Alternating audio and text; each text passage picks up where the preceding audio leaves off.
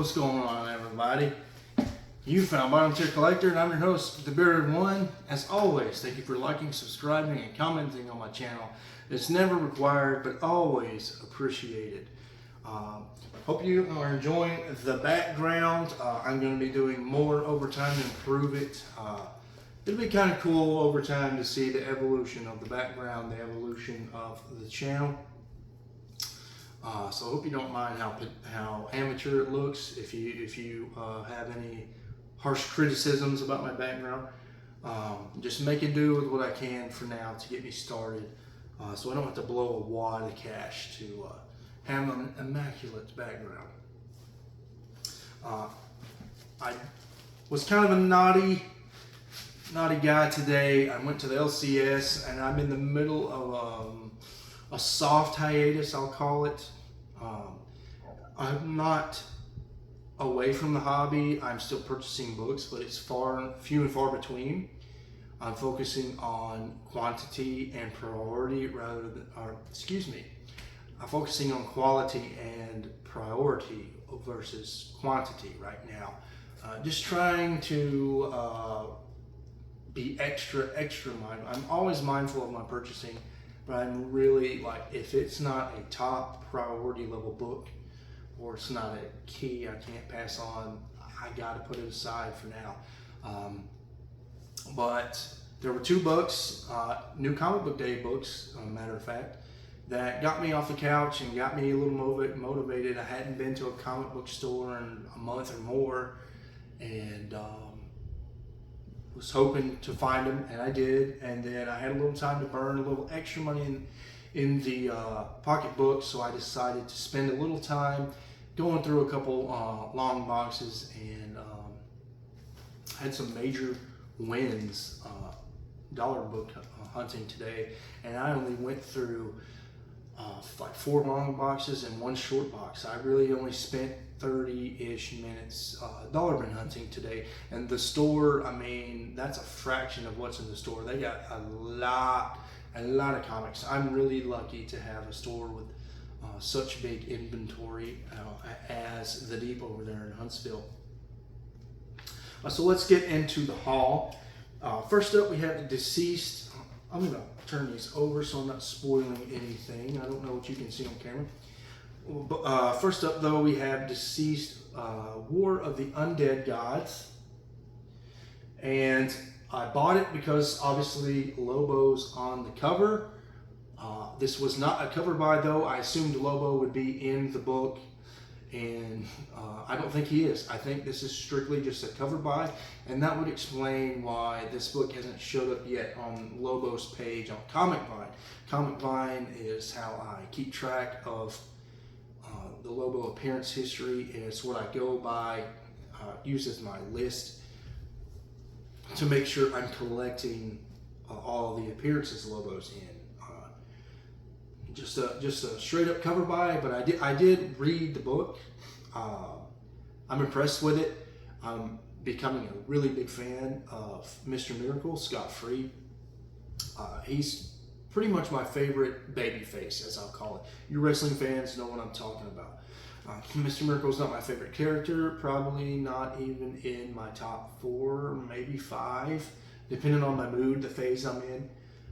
But as far as babyface, good guy, not an anti-hero, Mr. Miracle's my dude. And then his wife, big fan of Big Barda. They were in this story, and I think they're going to play. I think they're already playing a big part in this story. And I don't know if I like it enough to want to read the whole thing in physical copy. With Mr. Miracle and Barda being in it, I might be inclined to buy each physical issue. However, I mostly care about, if Lobo's in it, and I may defer to my DC Universe app and read the event digitally. However, it's a solid event. I am interested in it. The multiverse stuff isn't really confusing. I'm kind of skipping around. I read a little bit of Justice League Incarnate. Then I went back and I've read Infinite Frontier, Zero, and I own Dark Crisis Zero, the Free Comic Book Day book. So I've been kind of skipping around with the current continuity, but it doesn't bother me too much. I'm just having fun with it. Nothing serious. Just like this book, there's 3, 4 Supermans. Yeah, some of the moments designed to hit emotionally didn't hit emotionally for me, but that's okay. I wasn't here for that. I would recommend Deceased if you are a DC fan. So next up, the other book that got me out of bed and motivated to go to an LCS, Earth Prime Superman and Lois #2.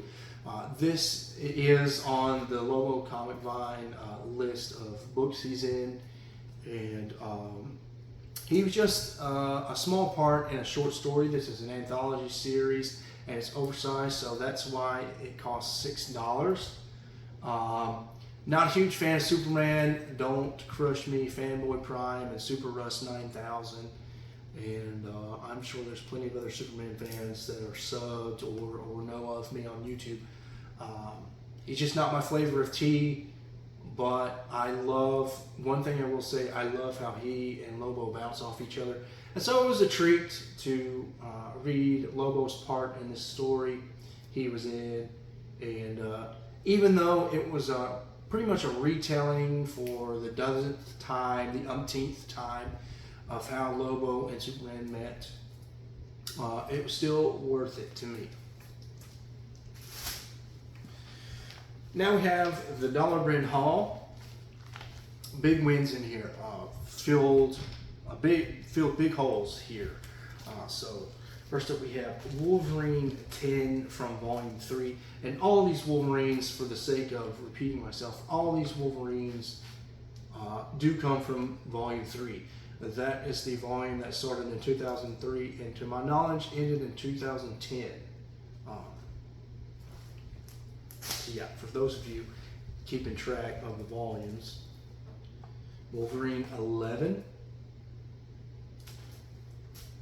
Some people do, and I say this quite often a lot, but I feel it's important to keep people informed, and new people might always be watching, every video I make could be somebody's first video of mine. So I just always feel like it's important to say, I consider the Chris Claremont and Frank Miller Wolverine 4-issue miniseries as Wolverine Volume 1. A lot of people in the community and in the industry consider the 1988 run of Wolverine, the really, really long 200-300 issue run of Wolverine to be Volume 1. And so that may confuse you when if you're interested in this run, if you're searching for it, just know this run is from 2003 to 2010, and I just refer to it as Volume 3, which I think is the appropriate way to label this run. Next up we have Wolverine 12. Hope you guys can hear me. I just realized I'm talking kind of soft, and I'm not as close to the camera as I used to be in that closet. So hopefully I won't have to re-film this video and speak a little louder. Next up we have Wolverine 18.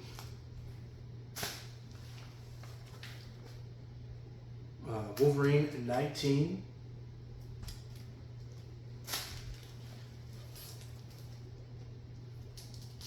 Wolverine 32.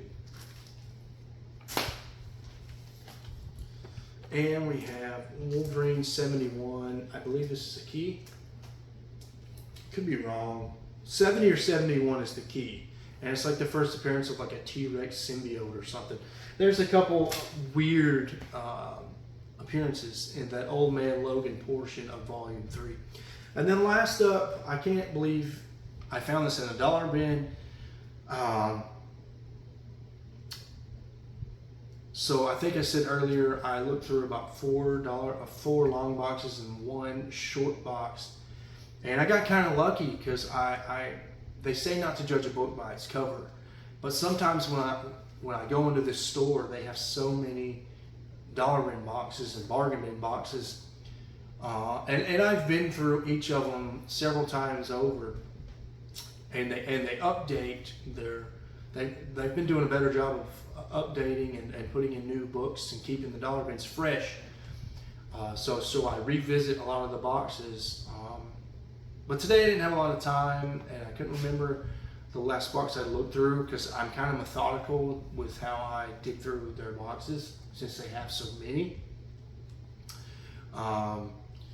And I found, it was like a dollar bin box. I saw Kyle Rayner Green Lantern as the first visible book, and I said that's where I'm usually at home. I find books I need because I collect a lot of the 90s stuff, a lot of the 2000s stuff, and went to work, found a lot of X-Men Volume 1, and what I mean by that is X-Men without the moniker of Uncanny, so the 90s volume. And they were dancing around. I saw an issue 10, issue 12, 13. I was looking for issue 11, that iconic Jim Lee cover with Wolverine, like got the claws going up his cheek. Didn't see number 11, but that's where my mind was. And then I saw a couple uncannies. I saw them bouncing around the bishop and the bishop key. And lo and behold, I found 283 in a freaking dollar bin. I know it's not even like a $100 book probably, but this book could see an increase in value over time depending on which mutants come to the MCU. I don't consider myself a speculator. However, I use a speculative mind to make my purchases, and this is one example of how I did that.